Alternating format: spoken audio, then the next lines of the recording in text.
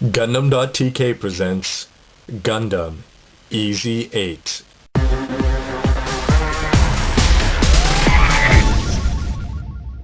Hey, what's up everybody? It's Robert184 from Gundam.tk, and today I'm going to be taking a look at what is a very significant model for me. In this case, it's the Gundam RX-79 ground type Ez8. This master grade kit came out in 2000 and it sells for the very reasonable price of 3,000 yen.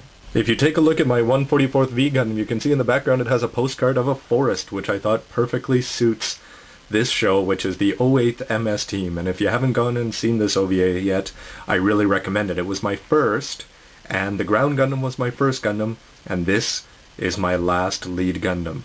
Now, looking around the box, the first thing that you're going to notice is that this Gundam is very unusual compared to any other lead Gundam.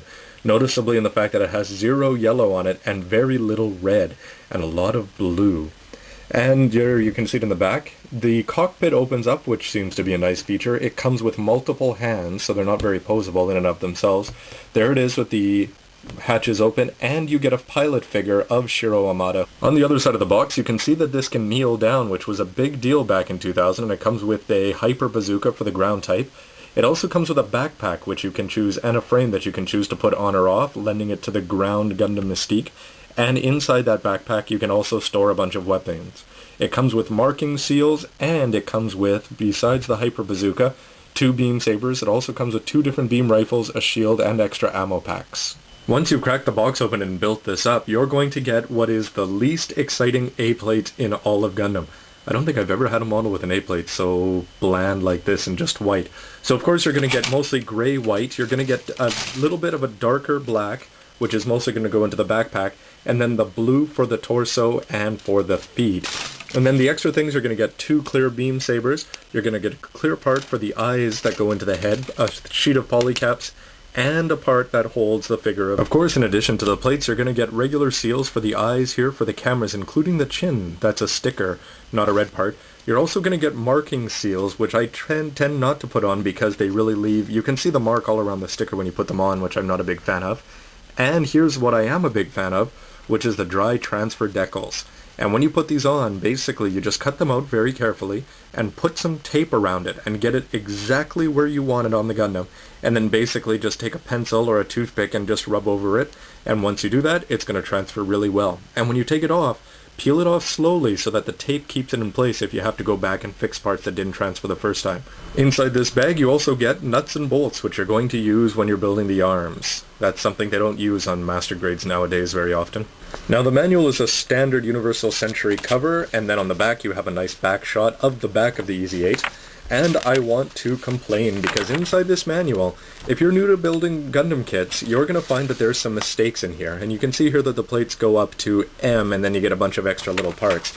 And what I want to complain about is that there are quite a few places here where they tell you go ahead and do this and do this. But here you can see the mark for doing this first, right?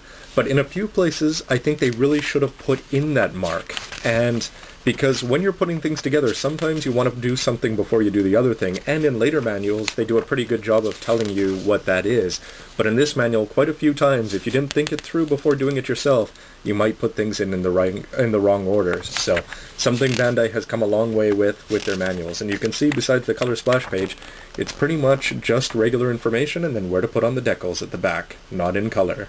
Something else you get, and the first thing you see when you crack the box open, is that covering up the plates you get a nice cardboard insert here that just shows a front shot of the Ez8, and that sort of goes along with the back of the manual, which shows the back. And old master grades used to have this, and well, they didn't tend not to, so I wonder if they were cost cutting. Enough of the details, what about the parts? Well, first of all, you're going to get, just as is regular for the Gundam, 2 legs, a waist section, 2 arms, a chest, a head, and a rack that you attach the huge backpack on to the back of the Ez8. In terms of weapons, you're going to get the Hyper Bazooka ground type, and you're also going to get 2 beam rifles. They also give you 4 extra non-posable hands in open and closed fist varieties. You're going to get the shield with the 08 thing. You're also going to get 2 beam sabers with clear pink parts, and you're going to get something I never really talk about, but you get a tiny figure of the pilot Shiro and a large figure of Shiro, so if you're good at painting, go for that, as well as 1 extra part for attaching the Hyper Bazooka onto the shield in the kneeling pose. Looking at the parts from top to bottom, with the legs you're going to get not a lot of mobility at the knee. It bends here and then it bends down here for the effect of about a 90 degrees here. On the outside of the leg you're going to get a pocket here, which when you open it up and bend this down, you're able to store the beam saber in there, which I'll talk about a little bit later. The foot is just one solid piece going across, and it can go this far off to the side and this much forward and back, revealing that this armor can pop open up the front, and this should not be popping open, but it's easy to move anyway. The waist is very simple, but you're going to want to put in a fair bit of lining to make it look good, which is easy to do because they give you deep cuts, which is always appreciated, and you have 2 detachable ammo packs on either hip. Now the chest is very unique, and it got rid of things like the grenade launcher, etc. that are on the original Ground Gundam when they modified this kit. When you open it up, I should mention that when you slide this, it's very easy to have everything pop out, so you're going to want to be careful of that. Here's the chest all opened up. You can see inside that you can see the pilot, and close that up, and you can see some cool looking vents, and you just push these in and seal it up like that. Otherwise, it's a pretty solid effort, and that's really added to by the fact that you put on the dry decals for 81 and the RX-79G Ez8, and for some reason this white collar looks pretty good. The arms are a real winner here on the Ez8. I've already got the shoulders on, but it can pivot around here just below the shoulder, and for the elbows, fantastic. It's not all gray. They give you a white cover on the back, similar to the Gundam version 2.0. It's also got a part here where you put on the shield, and while the wrists don't move, the hands do have 3 fingers and 1 finger, standard master grade hands. The head of the Ez8 is really a love it or hate it, and I really like the head of the original Ground Gundam. But that being said, in the story, when they redesigned this and made it into the Ez8, as befitting the leader of the 08th MS team, they put on things like 2 antennas and just additional things that really sort of give it more of a military type feel. That being said, in terms of modeling, this should have been a red part instead of just a red sticker that you just stick on cheaply there. But they did give you deep lines, which is great for putting in a lot of black lining. So my only other complaint though is that there's a gray part here below the eyes, and that tends to separate from the lower masks. So you're going to have to stick a toothpick in there and push that into place every once in a while. The beam rifles are really not exciting at all, and I really don't like the looks of them necessarily that much. Anyway, they have about that moves there, nothing else. Put on a green sticker there. And on this one, you do have the ability to swap off the ammo packs with the ones on the side of the hips. The Hyper Bazooka, on the other hand, does look pretty cool, and it just sits on the shoulder here, and it's got a good grip for the hands, but no holes to plug it into the hands properly. But anyway, this detaches, so it feels a little bit loose because you're able to put this all into the backpack.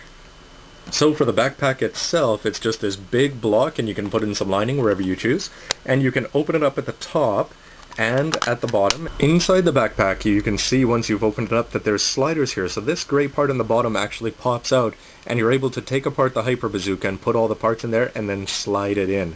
The backpack attachment mechanism actually looks pretty good even without the backpack on. It just has thrusters here, and the parts will open up. So with this part pulled down and then this part pushed up and bent out, you're able to just slide the backpack in, no problems.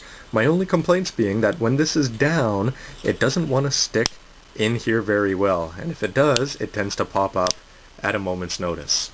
There's nothing exciting about the shield except for the fact that you have a dry decal of the 08th MS team on there, and on the back the attachment here gives it some mobility. And the other good thing that they give you is that they give you this little arm that attaches onto the top of the shield, and then you put the shield on the ground and you can put the Hyper Bazooka in there.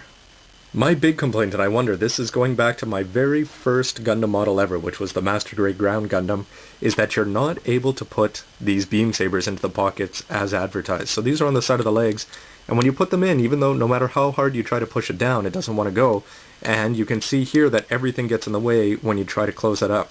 So if somebody has a solution for me, or I'm misreading the manual, I'd love to solve that mystery. Finally, does anybody ever actually bother painting with these? Well, anyway, if you're good at things like Warhammer, why not to go for it?